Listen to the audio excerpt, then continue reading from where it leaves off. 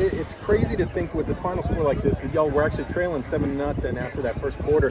Talk about, did y'all make any adjustments or change some things? Yeah, we made a few adjustments. We carried in multiple fronts, so I think, just a couple of tweaks on each front, right, goes a long way defensively. And then offensively, they stopped us on that first 3 and out. Like I said, we weren't sure, what they were going to come out in, and kind of told the kids, it may be a night where we got to make a lot of adjustments on the board, right? And so, just kind of once we knew where they were going to be and what they were doing, things started falling into place. To score 63 unanswered points, just talk about the way this offense was working tonight.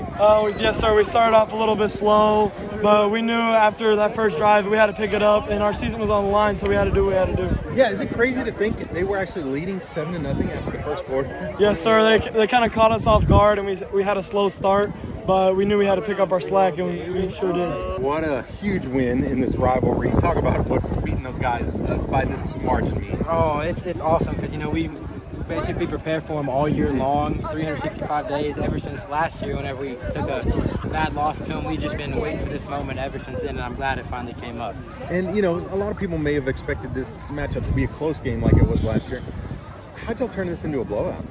So after the first 2 drives, they were a little iffy, and then we started to read our keys, just what Coach Poole's been talking about all week. Started playing a lot more physical, and ever since then we took off, and it wasn't really a game ever since then.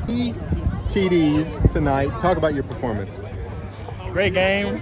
I knew this game was on the line for the team. Hey, we could have had one more game next week, possibly if we lost this one. So I gave everything I got, like any other game, and I'm just glad to go to playoffs with my team and see how far we can make it. But other than that, I tried my best today. Congratulations.